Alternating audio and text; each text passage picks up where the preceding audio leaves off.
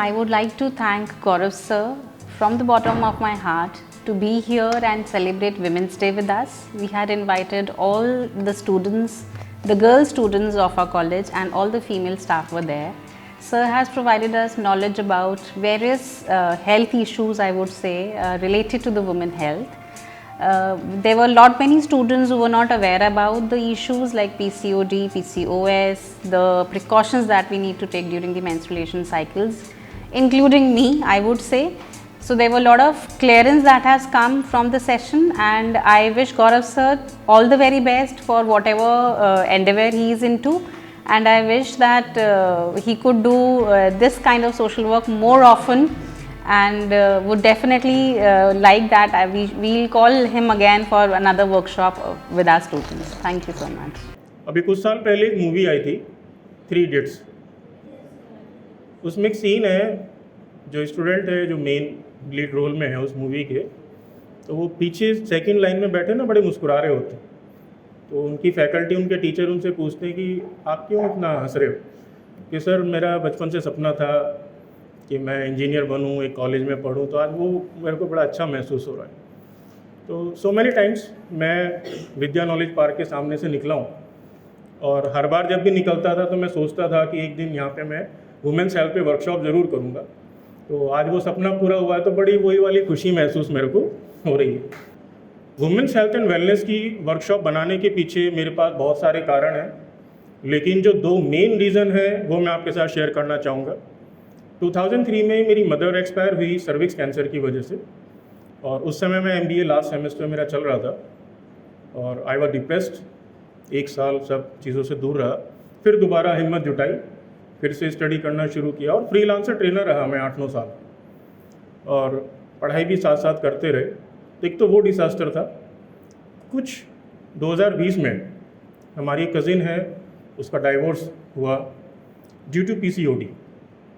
दोनों ओवरीज निकाली गई, ट्यूब्स निकाली गई, और उसके जो इन लॉज थे उन्होंने उसको हॉस्पिटल में ही छोड़ के हमारे पास कॉल कर दी कि इसको डब्बे को उठा के ले जाओ। बहुत दुख हुआ उस चीज़ का, लेकिन सबसे बड़ा दुख, मुझे गुस्सा भी आ रहा था उन लोगों के ऊपर, लड़के वालों पे नहीं आ रहा था, अपने परिवार पे आ रहा था। क्यों? क्योंकि 2012 में मैं इंटीमेट कर चुका था कि कुछ ना कुछ गड़बड़ है, थिंक अबाउट इट, कुछ करिए। लेकिन हम क्या है कि जब तक कोई चीज़ें इमरजेंसी नहीं बन जाती तब तक हम उसके बारे में नहीं सोचते। जब तक घुटनों में दर्द नहीं होता तब तक तो पता भी नहीं शरीर में घुटने हैं भी कि नहीं। ये सबकी प्रॉब्लम है, तो उसका खामियाजा उन्होंने भुगता। Women's health has been a concern for World Health Organization and wellness industry. आप में से कोई मुझे सवाल का जवाब देगा, why women's health is important? अभी मैम ने बहुत अच्छी बात कही, हम नारी की पूजा करते हैं, लेकिन मेंस हेल्थ के बारे में कोई बात नहीं करता, सब वुमेन्स हेल्थ के बारे में बात करते हैं। क्यों?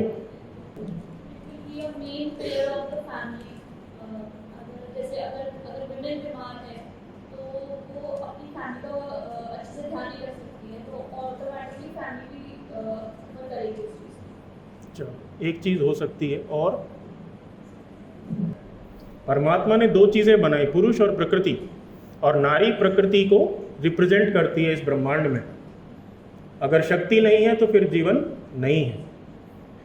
शिव मानस पूजा में एक कोट है, आत्मा तम गिरिजामति ही सहचरा, गिरिजामति सहचरा।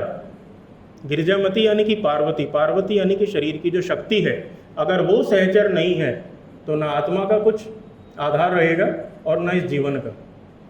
तो नारी स्वास्थ्य इस समाज के लिए, इस यूनिवर्स को चलाने के लिए सबसे ज़रूरी है, क्योंकि प्रोड्यूसर है, क्रिएटर है, पालक है, पोषण कर रही है, सब कुछ तो कर रही है, इसलिए उसका स्वस्थ रहना बहुत ज़रूरी है। तो वुमेन्स लाइफ की अगर हम बात करें तो मैं इसको 3 हिस्सों में डिवाइड करता हूँ। First is 0 to 12, that is child age, बचपन होता है। उसके बाद रिप्रोडक्टिव एज शुरू होती है, जो 12 से 50 साल तक आपकी रहेगी।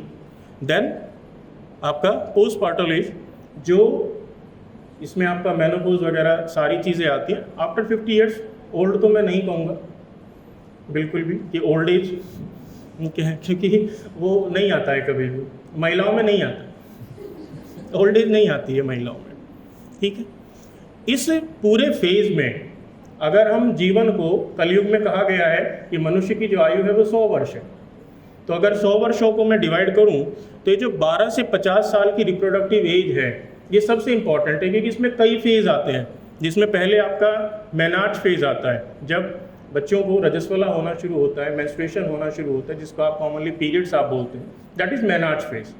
मेनार्च के बाद फिर शादी की तैयारी होती है, प्रेगनेंसी फेज आ जाता है, फिर प्रेगनेंसी के बाद पोस्टपार्टम फेज आ जाता है, फिर आपका प्री मेनोपोजल सिंड्रोम्स आने शुरू होते हैं, उसके बाद पोस्ट मेनोपोजल कंडीशन आपकी बनती है। तो ये सारे के सारे 30-40 साल ना ये बहुत इंपॉर्टेंट है, इसमें बहुत सारी सावधानियां रखना ज़रूरी है और इसको एजुकेट करना बहुत ज़रूरी है। जितना ज़्यादा आप इसके बारे में पढ़ोगे, समझोगे, सीखोगे, उतना ही आपके लिए बेहतर होगा। और ये कोई बहुत टिपिकल, कोई बहुत ज़्यादा उलझा हुआ नहीं है जितना इसको उलझा के बना दिया गया है। Women's health during reproductive age depends on man. लगता है आप लोग वही सोच रहे हो जो मैं सोच रहा हूँ, क्योंकि नारी कल भी भारी थी, आज भी भारी है, पुरुष कल भी आभारी था, आज भी आभारी, तो हम तो हमेशा आभारी प्रकट करते रहेंगे, ठीक। तो menstruation and nutrition, do you know about that? What exactly the healthy menstruation? एक चीज़ जो बहुत इंपॉर्टेंट है, जिसको आप हर महीने आप रूबरू होते हैं, आपने उसको कितना स्टडी किया, कितना जाना, या आप भी उसी 20वीं, 19वीं, 18वीं सदी की तरह से ही उसको अभी तक मैनेज किए जा रहे हैं? It should occur in 21 to 35 days. 21 to 35 days, ठीक है। ये थोड़ा सा मिथ है, इसको मैं अभी करेक्ट कर दूंगा, बट है एक पॉइंट ये भी हेल्दी मेंस्ट्रुएशन का। What Ayurveda says about menstruation, ये जो दोनों कोट आप देख रहे हो ये अष्टांग हृदय में से ली गई हैं, यानी कि हम लगभग 2000-2500 साल पहले बात कर रहे हैं, जब इसके बारे में लिखा गया था कि मासी मासी रजश्रीनाम रसजम स्रवती त्रयम वत्सरात द्वादशादूर्वम याति 50 यानी कि जो रजस्वला का मेनार्च का जो टाइम है वो 12 वर्ष है, जो 50 वर्ष की आयु तक चलता है। और आगे मासान्य पिश्चत्था हरती पत्रारात्रोनुबंधि च नैवाति बहु नाट्य अल्पमार्तम शुद्ध मादिशेत। किसी भी प्रकार का कष्ट ना हो, ना वो कम हो ना वो ज़्यादा हो, और जो स्टेन शरीर से रिलीज होता है वो ब्राइट रेड कलर का हो, और उसमें जो दिन जो माने गए हैं वो 27 से 30 दिन माने गए हैं। ये देखो कितनी पुरानी रिसर्च है, 2-2,500 साल पहले मैं बात कर रहा हूँ आपसे। चरक संहिता तो उससे भी पुरानी है, तो उसमें स्पष्ट लिखा हुआ है कि शुद्ध आर्तव उसको माना जाएगा, शुद्ध पीरियड उसको माना जाएगा जो ना 27 दिन से पहले हो ना 30 दिन के बाद। और 27 से लेके 30 दिन की भी जो डिफरेंशिएट है वो केवल वात पित्त कफ के आधार पे है, ना 3 दिन से कम हो ना 5 दिन से ज़्यादा हो, किसी भी प्रकार का शरीर को कष्ट ना हो, आराम से हो जाए। तो ये 3 सिम्टम्स इसके माने गए हैं।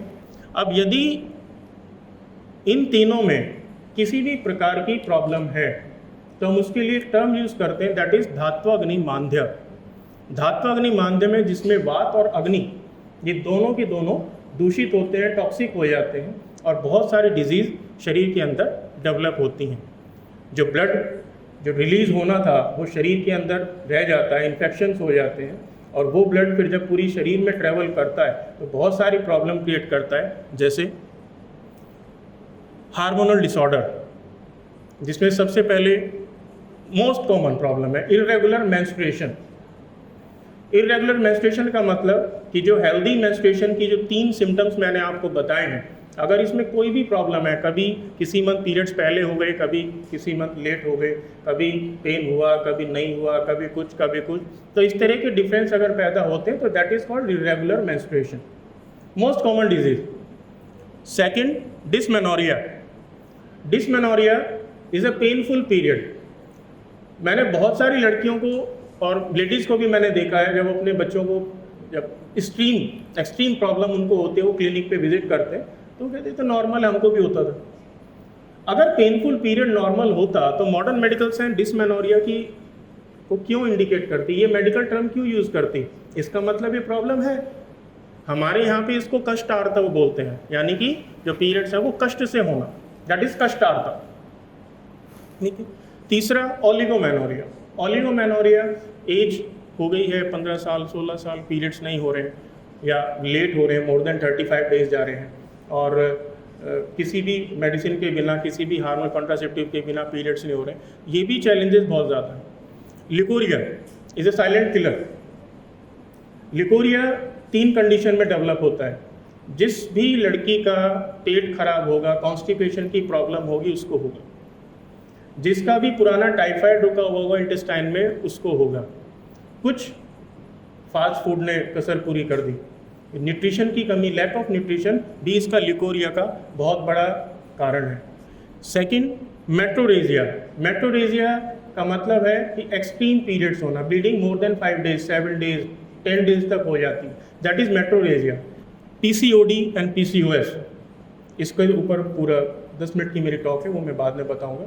बट सबसे ज़्यादा अगर किसी की डिजीज़ ने मोटिवेट किया, क्योंकि डिसास्टर हमारे साथ हो चुका था, तो इसने सबसे ज़्यादा मोटिवेट किया कि इसको लेके काम करना बहुत ज़रूरी है। ये क्या है मैं अभी आपको एक्सप्लेन करूँगा। पेल्विस इन्फ्लेमेटरी डिजीज़, ये मोस्टली पहले बैचलर गर्ल्स में नहीं देखने में आ रही थी, लेकिन अभी कई साल से देख रहा हूँ कि बैचलर गर्ल्स भी इससे पीड़ित हैं। पेल्विस इन्फ्लेमेटरी डिजीज़ में क्या होता है कि नेवल से नीचे जो पूरा पेल्विस रीजन है वो इन्फ्लेम कर जाता है, स्वेलिंग आ जाती है, तो हर टाइम हल्का हल्का पेन रहता है, स्पेशली बैठने में, झुकने में बहुत दिक्कत होती है।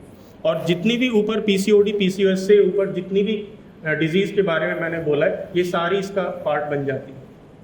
बल्कि यूट्रस एंड फाइब्रॉइड, इसका तो मॉडर्न मेडिकल्स में सीधा है कि कट द यूट्रस, इसको निकाल दो।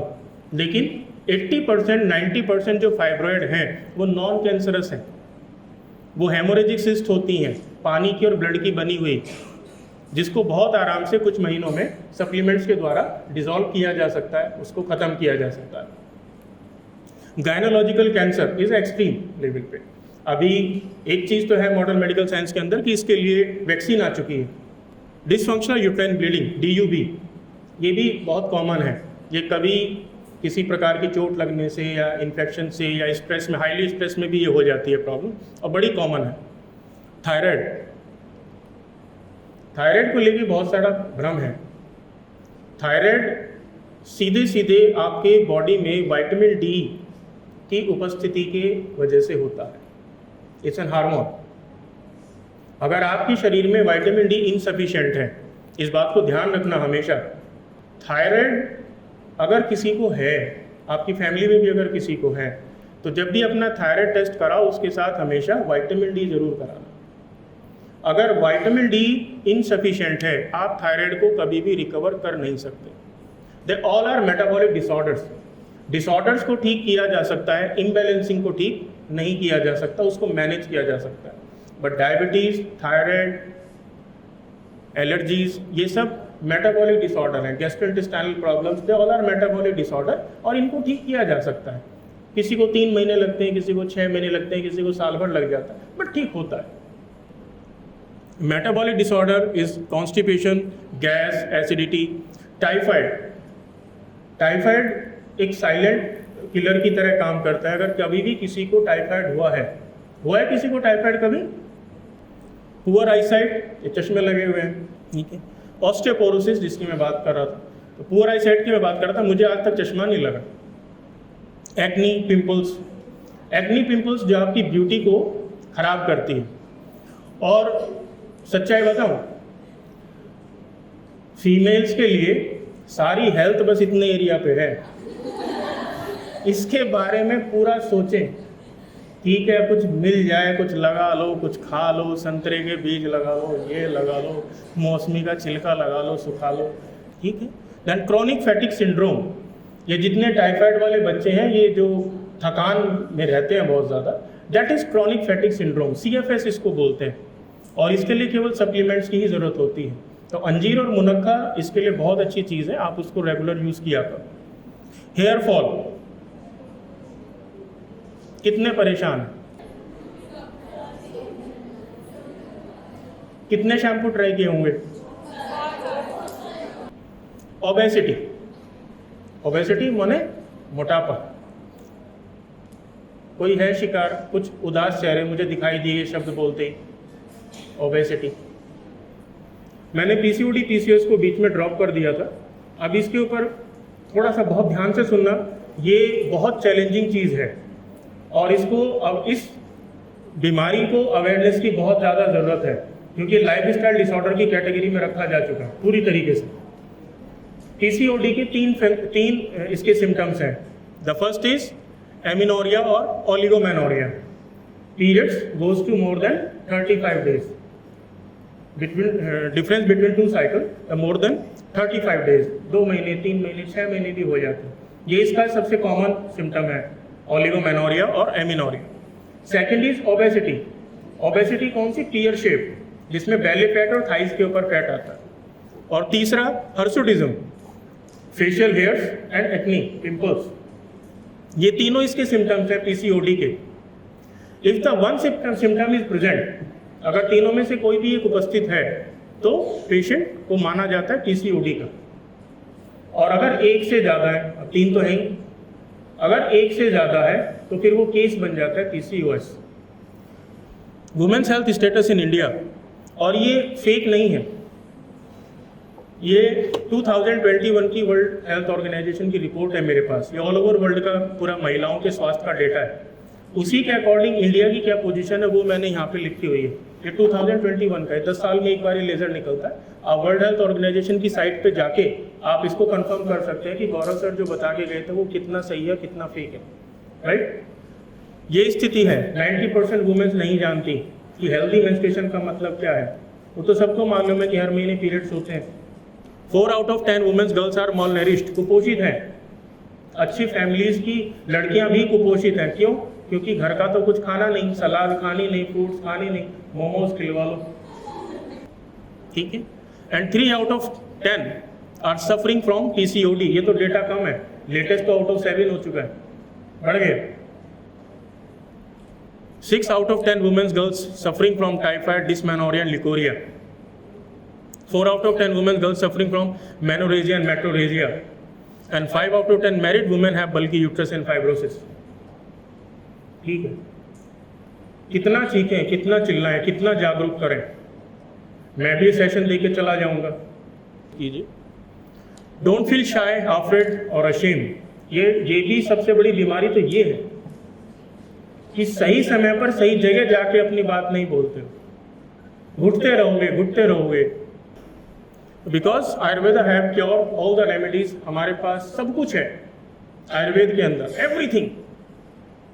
तो कभी भी आप अगर इन चीज़ों से पीड़ित हैं, always search a good Ayurveda practitioner.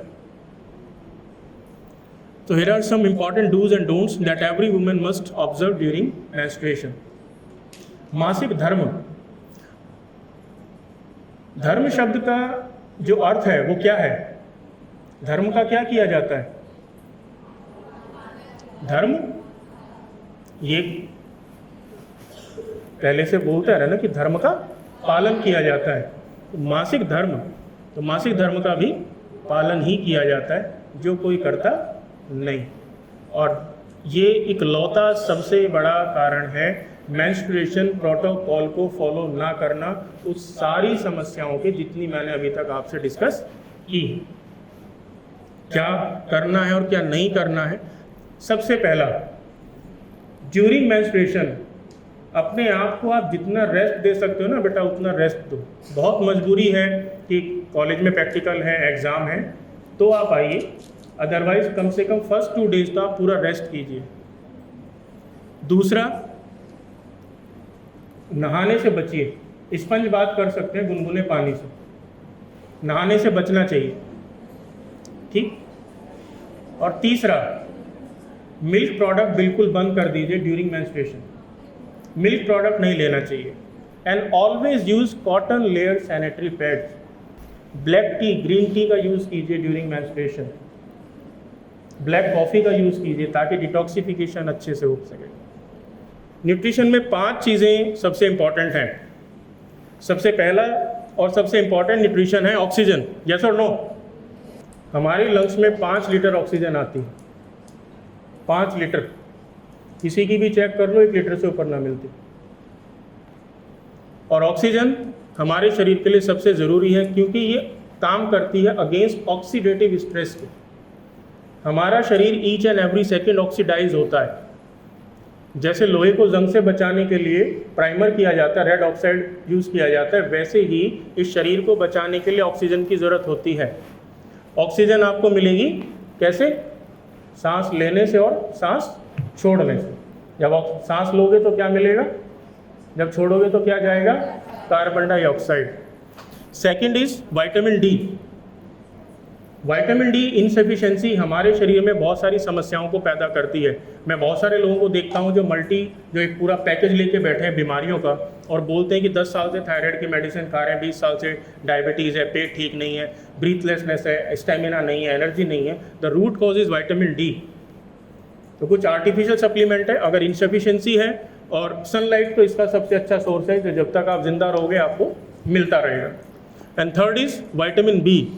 Vitamin B का जो मेन सोर्स है वो नॉनवेज है, और जो लोग नॉन वेजिटेरियन नहीं हैं उनमें ज़्यादातर ये मिलता ही है, इसकी इनसफिशिएंसी मिलती है। तो हमारे पास केवल 2 चीज़ें हैं, एक मिल्क और एक स्पिरुलिना।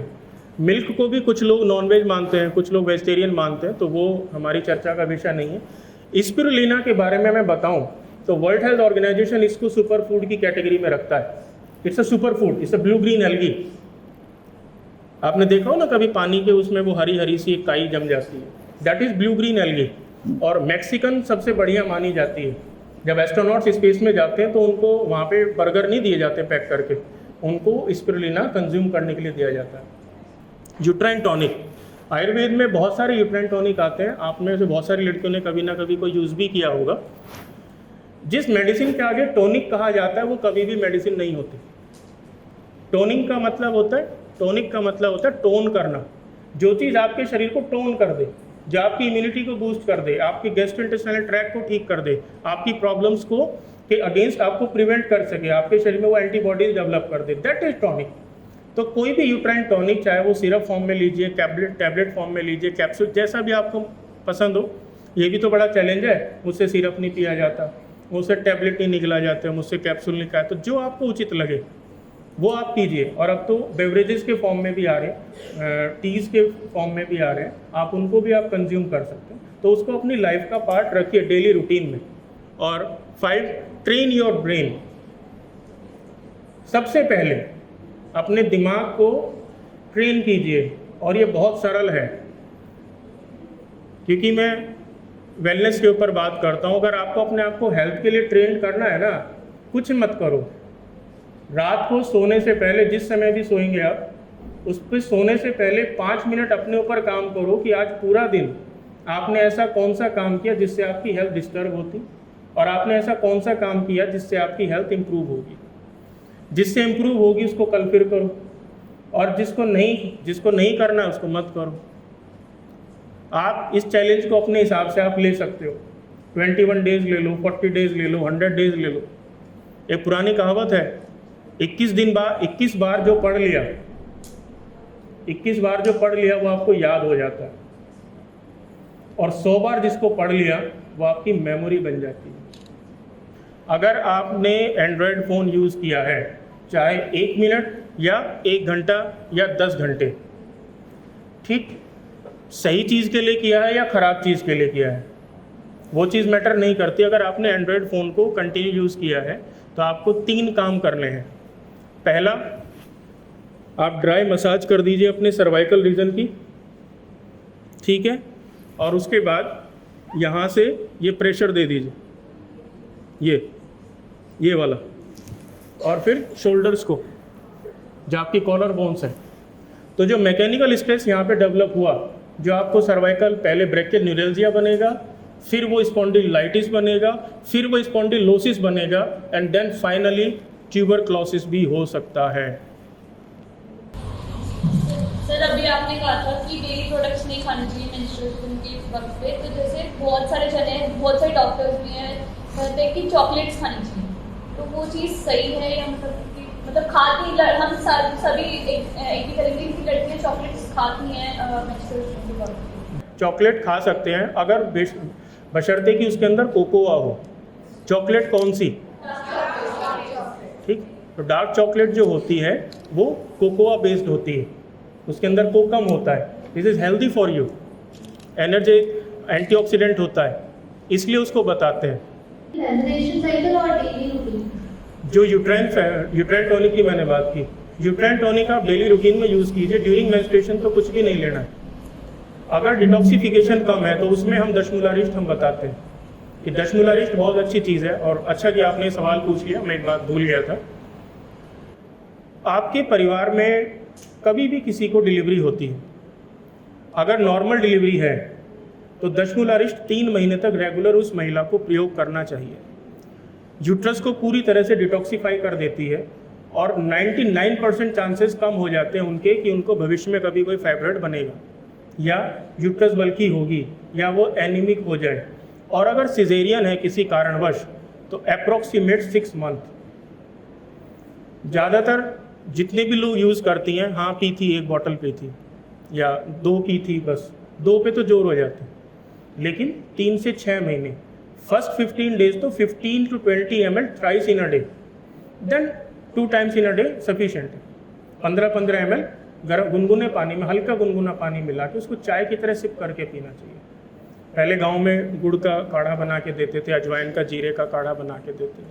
अब नई नई जनरेशन आ रही है तो उनको नहीं जानकारी है, तो ये हमेशा रहेगा।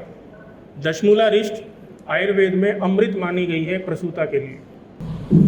सर एज यू सेड कि जैसे मेंस्ट्रुएशन अगर 3-4 मंथ्स के बाद हो तो इरेगुलर होता है, लेकिन अगर मतलब 1 मंथ में ही अगर हमारी डेट जैसे 18 हुई और अगर नेक्स्ट मंथ हमारी 2 डेज या 3 डेज थोड़ी आगे पीछे हो गई तो वो हेल्दी होता है या फिर नहीं होता है? अभी वो बताएं कि जो difference between 2 menstruation cycle is more then in between 27 to 30 days, तो वो कभी 27 दिन में हो रहा है, कभी 28 में हो रहा है, कभी 30 में हो रहा है, तो वो ठीक है। लेकिन अगर लेस देन 27 जा रहा है, मोर देन 30 जा रहा है, तो यू शुड बाय। फिर आपको सोचना पड़ेगा कि ऐसा क्यों हो रहा है, क्योंकि यही ड्यूरेशन धीरे धीरे या तो घटेगी या बढ़ेगी। अगर घट गई तो मेनोरेजिया बन जाएगा और अगर बढ़ गई तो पीसीओडी हो जानी है। Thank you, Gaurav sir, for educating us about women health and wellness. Thank you for the very informative session. Although I was very active about women health and wellness, but you have cleared my most of the doubts like PCOD, PCOS, and what we have to do for or don't do in the menstruation cycle, during menstruation cycle. Thank you very much. You are doing great work, social work. Thank you for doing women health. Thank you, Gaurav sir. Session was mind-blowing. I came to know various facts which I was not knowing earlier. The difference between PCOD, PCOS, and there were so many things which will be definitely help in my life. And thank you so much. Thank you, Gaurav sir, for the interactive session that you did today, as it would be beneficial for us to make the reproductive phase of our life a healthy one. Thank you very much for the session. Today Gaurav sir is here with us and he acknowledged very much beneficial things which I don't know, and as I know my relatives have some of the problems and I will definitely share this session to my relatives. Thank you so much sir for this session. Thank you, Gaurav sir. It was very informative session. I hope our students will definitely going to benefit out of the session we had today. Thank you so much. Thank you, Gaurav sir. Sir, it was a really great experience to have this session with you, and we got insight a lot which we didn't know earlier. So thank you so much for this session.